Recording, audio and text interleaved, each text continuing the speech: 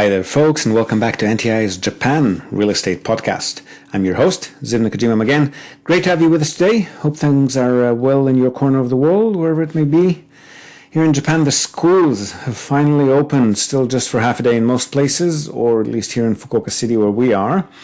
But it's good to finally be able to give the kids some running room and socializing. I know our son, at least, was starting to feel the effects of being isolated for so long, with only us and the cats for company, really. And to be perfectly honest, Chikako and I also breathed a big sigh of relief. Having said that, I read that new COVID-19 cases have been on the rise again, not only here in Japan, but in other countries as well. So best not to be too optimistic just yet. We may be up for some more isolation in the months to come. But for now, at least, there's a bit of a respite, and I'll definitely drink to that one. Okay, so we've got another great interview/conversation for you today.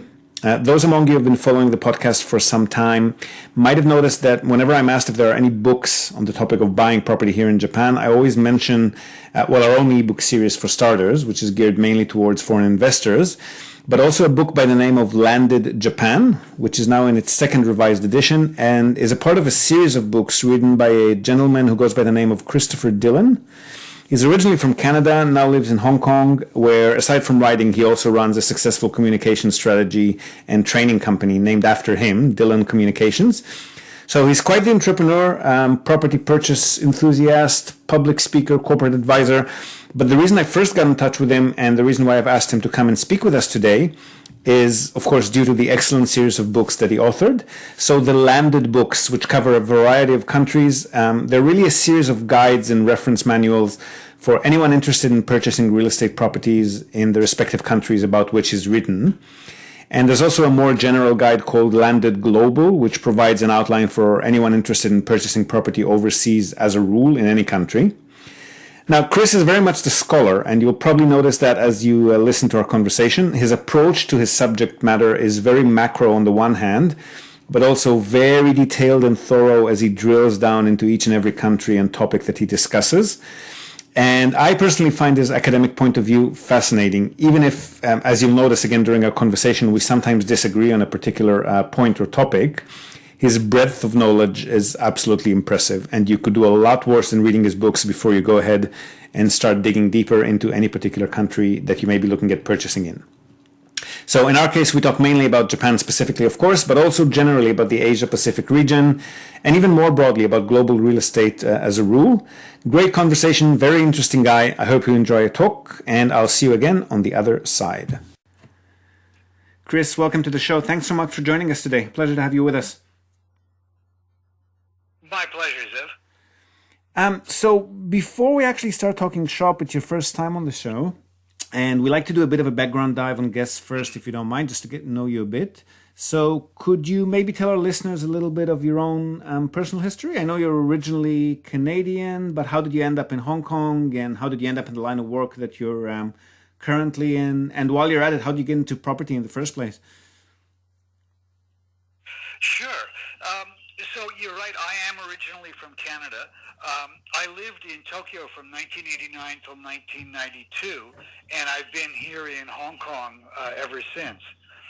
While I was in Tokyo, I worked for an investor relations company, putting together annual reports and corporate communications materials for large Japanese corporates. And that sort of gave me a background in writing and editing and print production. When I moved to Hong Kong in 1992, I carried on the corporate communications business, and I ended up setting up a business with two partners, which we sold in 1997 to a company that was listed on the London Stock Exchange.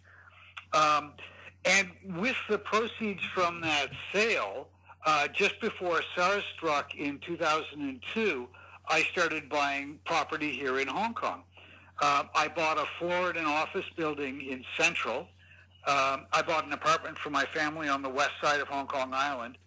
And then the last thing that I bought was an old factory building because Hong Kong used to be a light manufacturing center. We used to be the world headquarters for making tin lunch boxes and flashlights and thermos flasks and that sort of stuff. Mm. And of course, all of all of that business moved to China. So I ended up buying half of a floor in an old factory building and turned that into an audiovisual production facility. With all three of the purchases, I ended up renovating them down to bare cement, bare concrete. And when I got to the end of that process, I realized that there was nothing in English explaining how to buy real estate in Hong Kong. So that was the genesis for the first book. And then it ended up a whole series of books about buying real estate in a variety of different places. One of the keys to all of this is the fact that if you get information about real estate from just about any place, it's all really oriented towards selling things and moving product. And sometimes buying real estate is exactly the right thing to do. I've had some measure of success with it. But other times, buying is probably the worst thing that you can do. Sometimes it just makes more sense to rent. So I really approached the research and the writing of all of these books from the perspective of how do I help the reader become more educated so that they can make smart real estate decisions that they're happy with and their family are happy with and that are financially successful at the end of the day, rather than just buying for the sake of buying.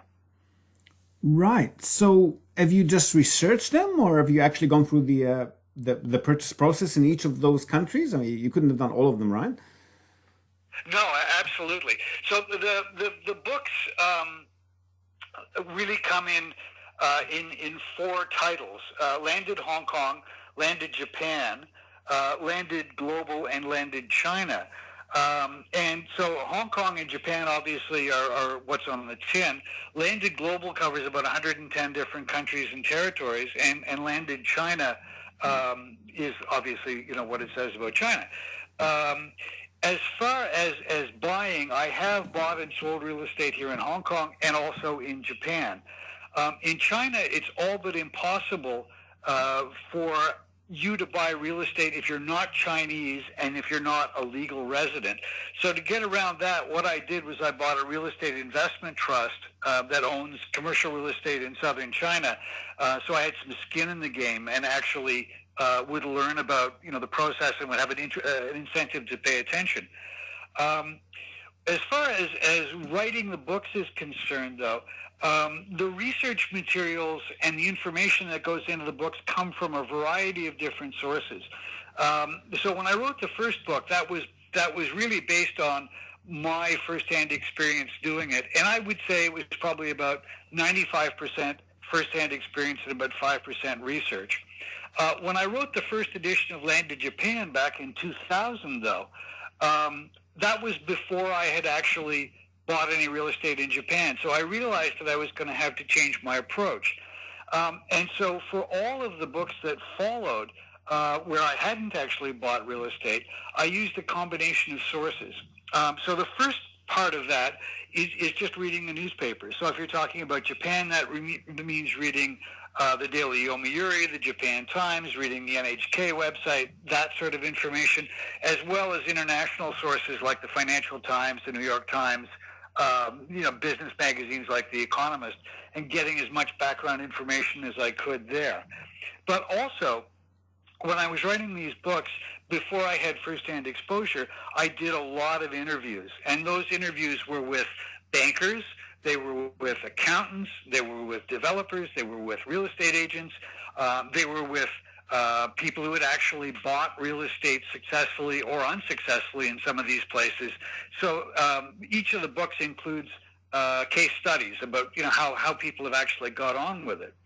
And another source of information in all of this is academic research. I'm a director of the Canadian Academy of Independent Scholars, and through that organization, I have access to a wide variety of academic research. And you might think, how would that possibly be applicable to, the sort of books that I'm writing? But it's quite astonishing, the kind of papers that people write, everything from papers about environmental issues like soil and water pollution, that could have something to do with, where you choose to buy a home, to things like the economics of home purchasing and how people decide, for example, how far away they will live from a train station in Japan and where the prices change there. So that's the sort of information that's pulled together for the books. First-hand experience from myself, interviews with industry practitioners, news media from the general media, and then specialist academic research. Right. And having done all of that research, you must have formed a sort of a general or specific picture on the market in each of these countries. Which of them would you say, just generalizing, which of those countries would you prefer to buy if you were buying to live in? Where would you just stick to investment, or vice versa? I mean, from your own experience, which of these countries tick which boxes? Well, that's a great question. I think one of the key things that you need to consider is how do the people in that country think about real estate? And let me give you an example on that. Here in Hong Kong, real estate is a place to live and a place to sleep, but it's also a really, really important investment category. And people here are very, very unsentimental about real estate. It's a commodity that's traded, and it's a store of wealth, and people are sort of cold-hearted about it. And if you take a place like Japan, for example, after the war, the Second World War, the Japanese government, or it may actually have been it may have been a previous war, but in any event, the Japanese government introduced very, very tenant-friendly laws, because there was going to be a lot of women who were going to be left behind when their men went to war, and they wanted to protect their interests.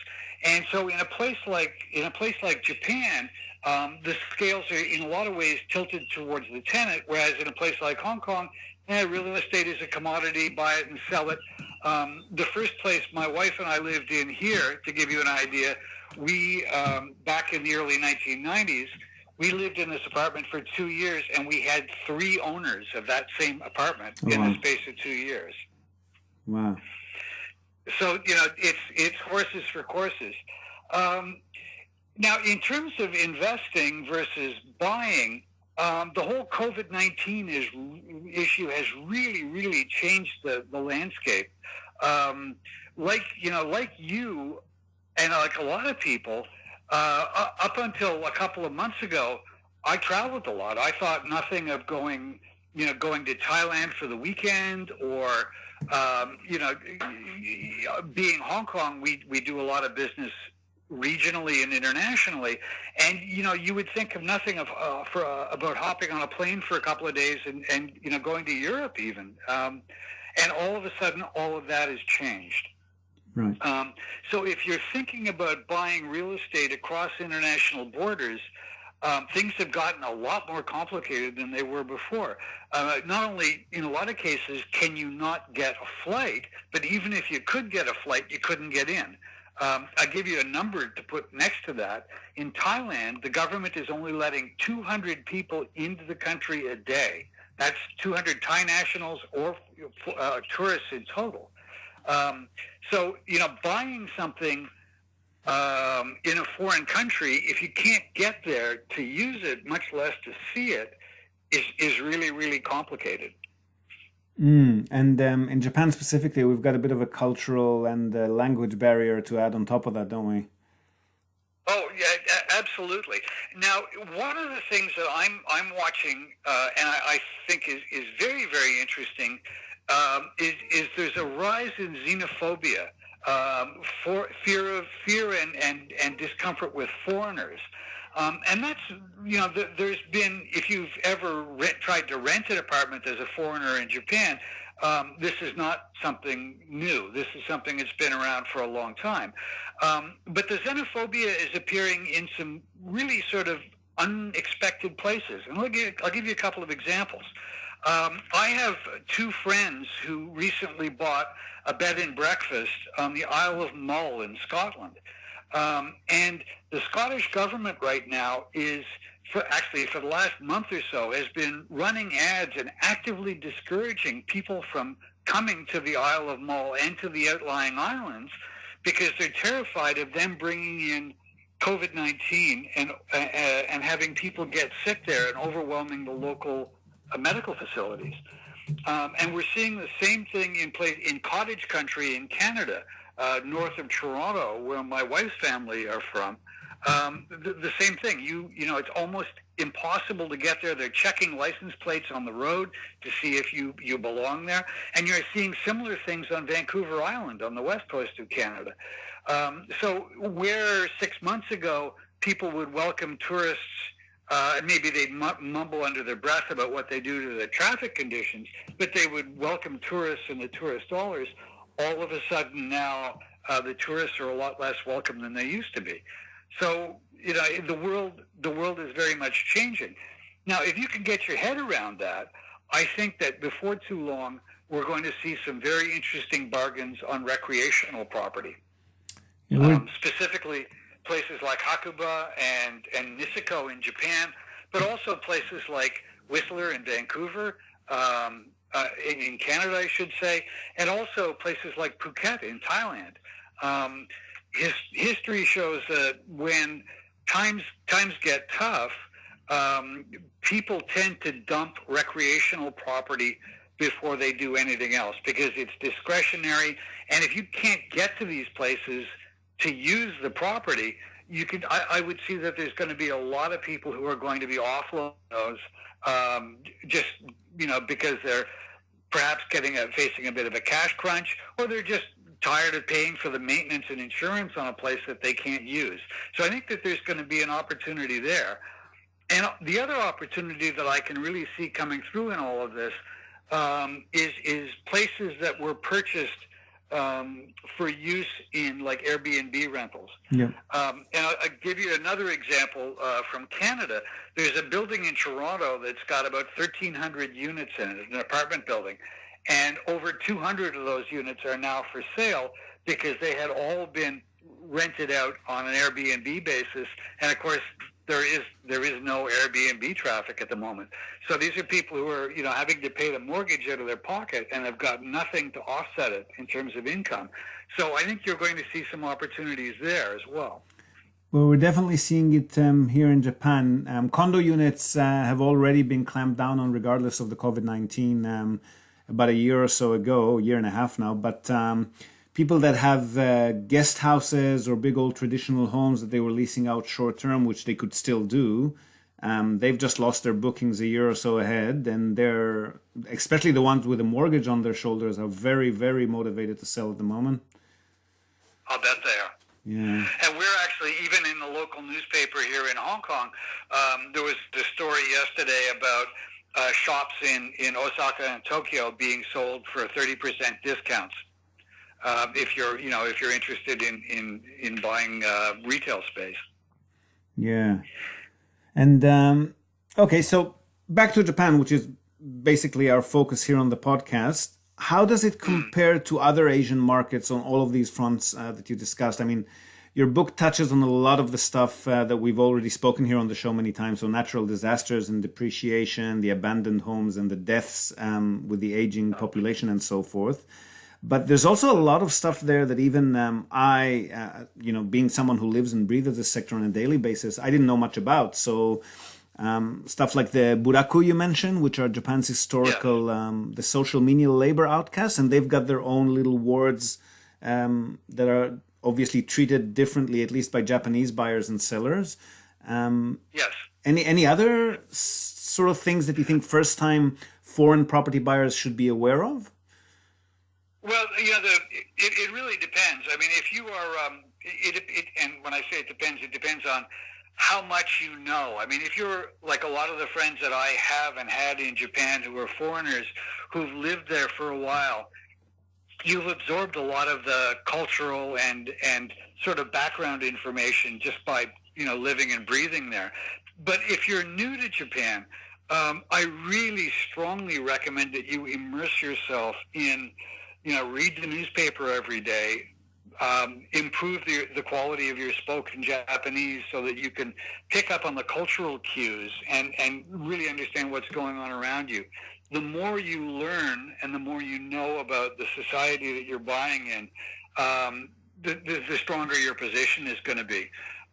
We have a tradition here in Hong Kong of real estate developers will show up and they'll rent a function room at one of the high-end hotels in central Hong Kong, and they'll sell homes to people who in countries where the buyer has never been to. And this has always been a source of total amazement to me, that people would buy in a place that they hadn't visited, didn't know anything about, and basically just buying blind. So the more you know, the stronger the position that you're going to be in.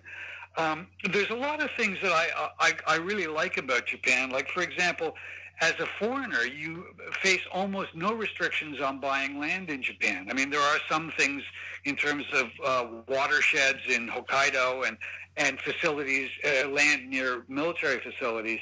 But in general, it's very, very easy, and there are very few restrictions on foreigners buying land.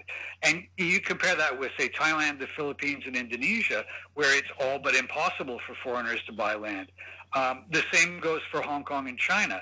All of the land in Hong Kong, except what's underneath St. John's Cathedral in Central, is owned by the government, and you don't own it. You just have it on a long-term lease, anything from 50 years to, in the case of my apartment here in Hong Kong, it's on a 999-year lease, which is virtually owning.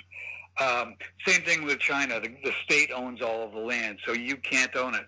So that gives Japan actually quite a big advantage that way.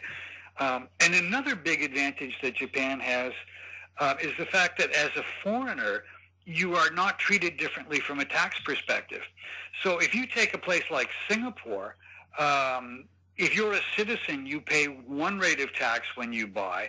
If you're a permanent resident, you pay a different rate of tax, and if you're a non-resident, you pay an even higher rate of tax.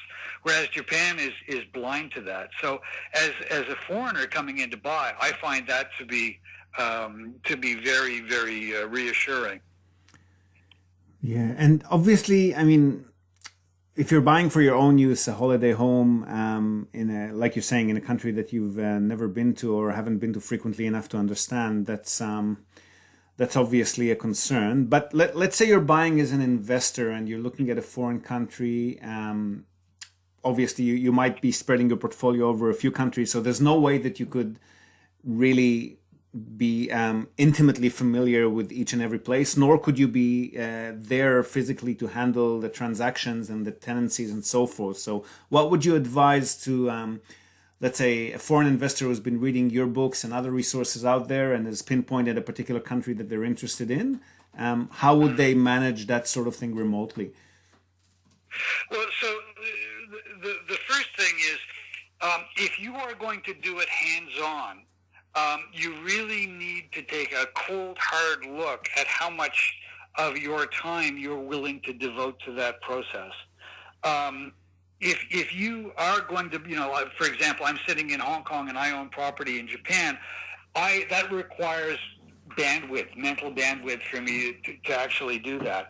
And you need to ask yourself, is owning property directly the best way to do it? It, in fact, might make sense, might make more sense for you to own a REIT like I've done in China, because that's something that's it's divisible and it's liquid. I could sell 10 of the shares in that. I could sell my whole holding. I can increase my holding, whereas obviously you can't do that with an apartment. And there are other ways that you can go about that as well. You could buy shares in developers. You could buy emerging market debt, for example. There's lots of ways you can do it. You don't physically have to own the property to do it. If you are going to go down that route, make sure that you know what you're getting yourself in for. So I would say, go get some dirt on your shoes, walk around, learn as much as you possibly can about the country, about the city, right down to the neighborhood. Because the more you know, the better placed you're going to be. And the research part of it is really hard to overstate, simply because people get an idea in their head and they're going to buy, and if they haven't actually done the research, they don't really know how good a deal they're getting. And using the example again of the shows that come here to Hong Kong, I've seen Japanese properties sold here, in some of these shows, that basically it was junk. It was stuff that had been picked over in Japan. I don't think anybody in Japan would have bought it. Yield wasn't great. Location wasn't great. But here in Hong Kong, everything is so expensive that it actually looked like a good deal. So going and doing that research is it's hard to overstate just how important that is. The next thing, though, is relationships. If you are, you think about this for a minute. If you're operating across international borders and you're operating in a language that you don't understand, you are utterly dependent on your partners. And that means the agent who you're buying through, but it also means the agent who's managing the property. And also, if you're speaking about Japan, you're reliant on that agent to make sure that the tenants that you get in there are good. And one of the great things about Japan, in the 10 years that I owned property there, Japanese tenants are wonderful. I mean, my experience has been uniformly positive. They pay the rent on time. They ask for very, very little. They don't move often. And you really can't say that about a lot of countries. Having said that, though, there are certainly cases in Japan where tenants know what their rights are and basically go out of their way to game the system. And I've heard horror stories about how that has really made life very difficult for some landlords. So the quality of the relationships and the partners that you use, it's really, really hard to overstate that as well. Absolutely. We definitely find the same. To be honest, we've had, I'm sorry to say this being a non-Japanese myself, but we've had a lot more tenancy issues with non-Japanese than we've had with Japanese. Like you say, the Japanese themselves are generally excellent tenants. Yes. And okay, so location-wise in Japan, from your experience, which spots are looking attractive to you at this point in time? Well, the short answer is going to be Tokyo. If you look at the demographic trends, you have lots and lots of people moving into Tokyo, and it's multi-generational. So retirees move to Tokyo because there are hospitals there so they can get medical care. They also move there for the restaurants and the museums and the cultural aspects of things. Young people move to Tokyo for jobs. So while Japan's population, Tokyo and to a lesser degree Osaka and Nagoya are benefiting from inward migration from secondary and tertiary cities. So those are the easiest places to look. And also, if you're a foreign buyer, those three cities are the ones that are easiest to understand, the most international. If you go outside of that, things become a little bit more complicated, and the research and the general process becomes a little bit more complicated. I think Fukuoka is an absolutely lovely city, and I'd love to live there. I've been scuba diving in Okinawa, and I would I absolutely love to own a place there. But if you're buying something like an apartment in Tokyo or a series of apartments in Tokyo, you have to or in Japan, you have to think about buying them, but at the same time, you also have to think about selling them. And it's going to be much easier to sell an apartment or a piece of retail property in a major metropolis than it is somewhere outside. Japan's secondary and tertiary cities are in huge trouble. Population decline, shrinking tax bases, and from that, the next problem that you end up with is infrastructure that's crumbling, and because there's no tax base, there's no business there, there's no money to repair the bridges and the roads and to provide, in some cases, basic services like trash collection and snow shoveling and things like that. That's not in every city, but it's a recurring theme. And if you look at the numbers, a lot of the secondary and tertiary cities and towns are being amalgamated, and basically the population is old and dying off, and the young people are moving to big cities. So a lot of foreigners that I know go to the countryside and they think, wow, this is really beautiful and I'd love to buy a place. But again, how do you sell it when it's all said and done? That really becomes a major issue. Now, one sort of bright spot in all of this, potentially though, if you have a long view, is with everything that's gone on with COVID-19, we're seeing countries around the world focusing on a thing called autarky, which is a fancy way of saying being self-sufficient. And that goes to everything from things like surgical masks to pharmaceuticals to all kinds of different manufacturing, agriculture, a variety of other things. And I think what you may see going forward in places like Japan is that you may see some of the manufacturing that was offshored to China, to Thailand, to Vietnam, to Indonesia, places like that, may start to move back to Japan. And that could give some of these secondary and tertiary cities a little boost. But that's a far more speculative buy than buying, a small apartment in the core of one of the major cities. I have to say I definitely agree with you on the countryside properties and the smaller townships that are in population decline. But metropolitan-wise, man, Tokyo and Osaka yields are horrible. They're pretty much where they've been. I mean, we've seen a good decline in the last 2 months with the outbreak, but generally speaking, they're at the level they were pre-1990, the bubble burst. Really? Yeah, I mean, Tokyo and Osaka prices, again, aside from the last 2 months or so, yields have been compressed unbelievably. I mean, we're not seeing anything beyond 3 or 4% there. And other places, like you've mentioned, Nagoya and Fukuoka, or even maybe the satellite cities around Tokyo and Osaka, where they're, within 45 or 1 hour train ride to the city, they still enjoy population growth. And the yields are just nothing to compare. Interesting. It also depends, too, on what you're buying. There is, among Asian buyers, there is a general bias towards buying new property. And then the depreciation you get hit with when you buy something new, it can be quite horrific. Whereas if you buy something that's, built in the 80s after the last round of seismic regulation upgrades, so it's fairly solidly built. It's small. It's near a train station.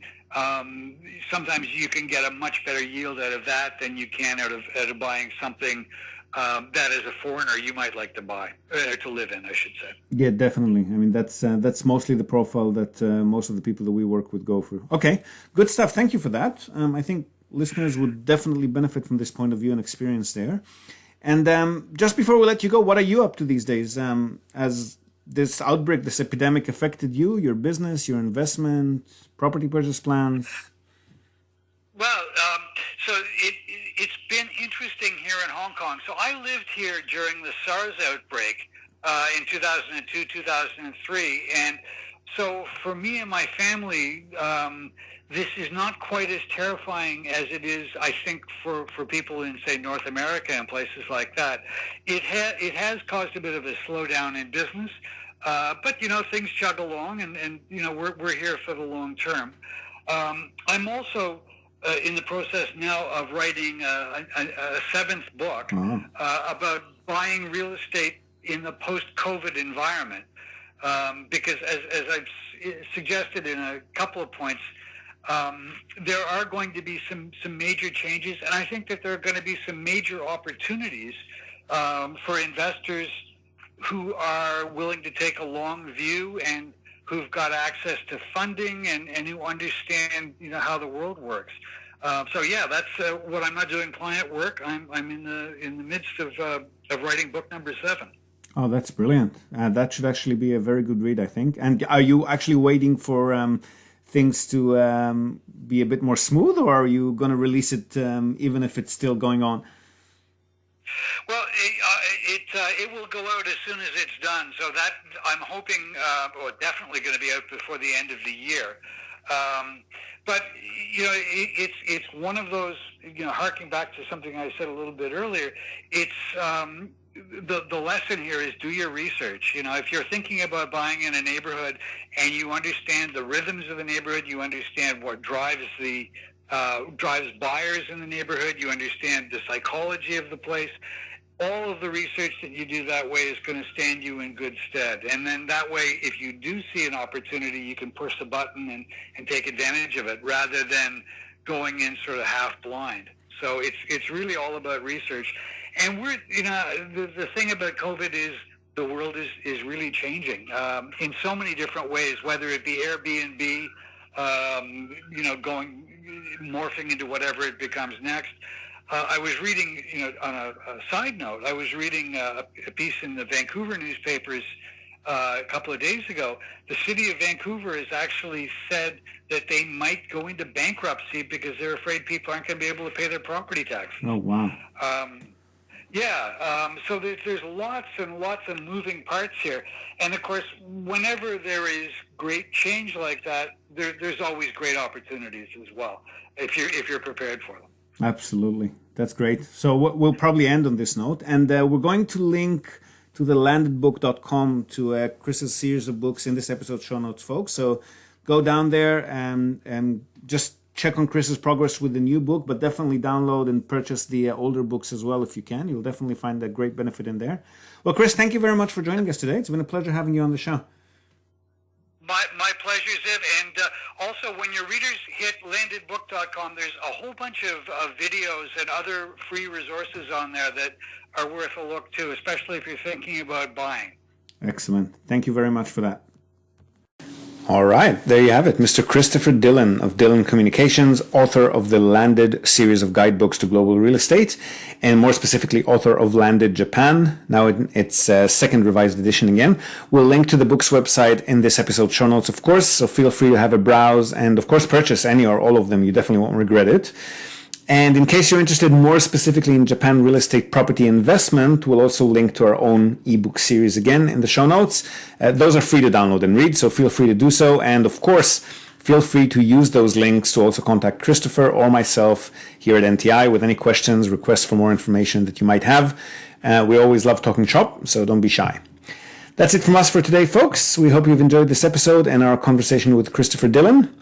Do leave us a comment or note wherever you might have found the podcast. We're always interested in your thoughts, and we would love to hear from you. And we would, of course, hugely appreciate it if you could leave us a star rating. It only takes a few seconds, or a review, a few words, maybe a minute or two, even better, on the iTunes Store, Spotify, or wherever good podcasts can be found, downloaded, streamed, rated, and reviewed. We hope to have you with us again next time. And until then, from all of us here at NTI and at Dillon Communications, we wish you a great and safe day or night, wherever in the world you might be, and whenever you might be listening to this recording. Speak to you again soon, and until then, yoroshiku.